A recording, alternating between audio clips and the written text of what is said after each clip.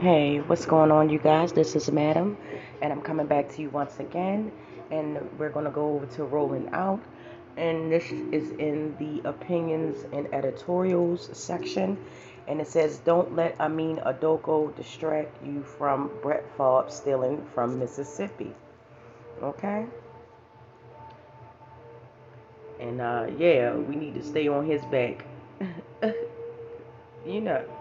Before ye went on Good Morning America and admitted Sway had the answers in 2013, the biggest news in American pop culture on September the 22nd was Boston Celtics head coach Ime Udoka facing a team suspension for reportedly having an inappropriate relationship uh, with a staff employee. The news of Udoka, who has been in the public relationships with legendary actress Nia Long, immediately became the most viral topic on social media and ESPN's top story. The comments from the viewers and fans spanned from speculating who could have been the staff member he had the relationship with, to memes about consoling Nia Long, to a general discussion about infidelity. Some users even took to the news as a chance to bring up Philadelphia 76ers head coach Dawn Rivers, whose Twitter account was spotted linking multiple pornographic posts before being unlinked. Being unliked. While jokes and memes are a staple of the internet culture, there is one story that hasn't received much consistent national attention.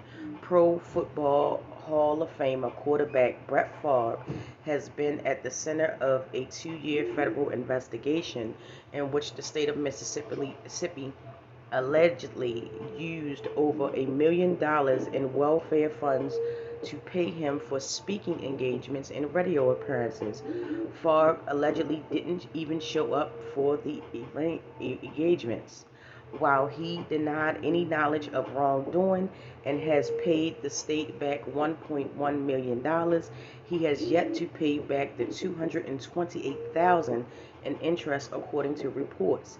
When Mississippi was given $70 million of federal funds to assist those in need, $5 million was given to Southern Miss to build a new volleyball facility. Favre's daughter, that's her name, played for the school's Golden Eagles court and beach volleyball squad from 2017 to 2022. Mississippi, America's poorest state, according to 2018 U.S. Census. Mississippi has the nation's highest percentage of black residents at 38.82%. The state's capital of Jackson is 82.5% black as of 2021. Reports by the U.S. Census Bureau. Jackson is currently recovering from its second water crisis in 2 years, where residents didn't have access to usable or drinkable water for weeks after experiencing severe weather. The cities lack the funding or infrastructure to protect its residents in such situations, while Jackson State football team is doing its part to distribute water to fans at the next home game. The Tigers are only a football team, and although the team's head coach is a millionaire, Deion Sanders, there is only so much he can do as a football coach in the middle of a football season. The road of Mississippi's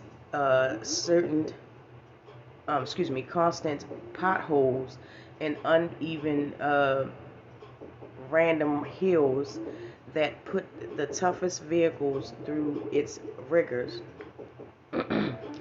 The Mississippi Mutual Service Company said potholes are responsible for one of the most common liability claims that the state's drivers make. According to the Feed America, 1 in every 6 Mississippian is facing hunger. 1 in every 5th child faces hunger, and it would require over $231 million to address the food insecurities. Long story less long. If any state in America could use every penny of the federal assistance given to it and not to rich celebrity natives, it's Mississippi. Favre allegedly leveraged his white privilege and status to benefit him at the hands of thousands of black, brown, and white residents in need. Should be America, and certainly the largest story in sports right now. It should be at the top of every newscast until it's settled, instead of the celebrity gossip of a black man's love life. Okay? Alright. And the article was done by Rashad, Milligan. And yeah, I will post all his details and everything in there. You know, and basically I agree with what he's saying. Why are they not talking about Brett Favre? Why is he allowed to skate through? Because he's one of the biggest names in the NFL. He shouldn't get a pass for that. If they're going to talk about sports and stuff like that, I understand. I'm not taking away from the story with Ime Udoka and Nia Long by any means. However, he should be brought up on charges.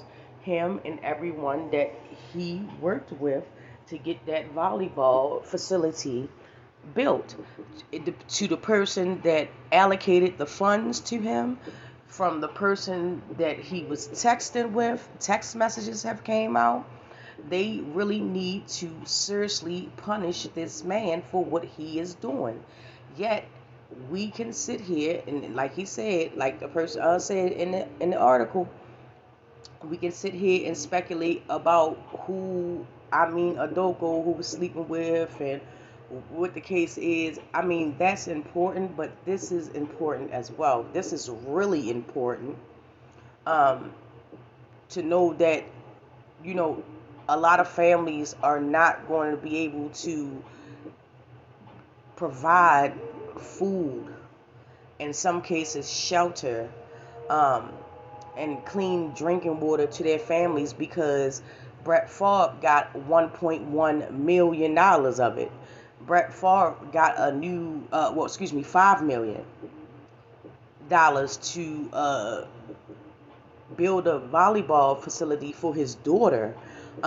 It's pretty cut and dry. I mean, what is the FBI fucking doing? I mean, what are they all, Brett Favre fans at this point? I mean, I'm just speculating and allegedly. I'm not saying that they are. I'm just saying that, I mean, I find it kind of funny that they're not putting their fucking foot on Brett Favre's neck and whoever else is associated with this case, this crime that has been publicly committed. Okay? I'm flabbergasted at how this was allowed to happen in the first place. I mean, it goes beyond more than white privilege. You can't just say that it's white privilege. You can say that, okay, it's white privilege, yes. But also, it's because of who he is. So because of who he is and what he contributed to the NFL and the teams that he played for, or where he played football at college, or if he's a native of it, he gets a pass. Why does he get a pass? I mean, seriously. And these are the people that sit here and joke at dinner parties and functions and stuff about poor people. These are the same people that sit here and tell black and brown people and poor whites to lift themselves up by their bootstraps. But these are the same people also taking millions of dollars out of the hands and the mouths and the families of those same people that they sit there and shit on. I don't get it.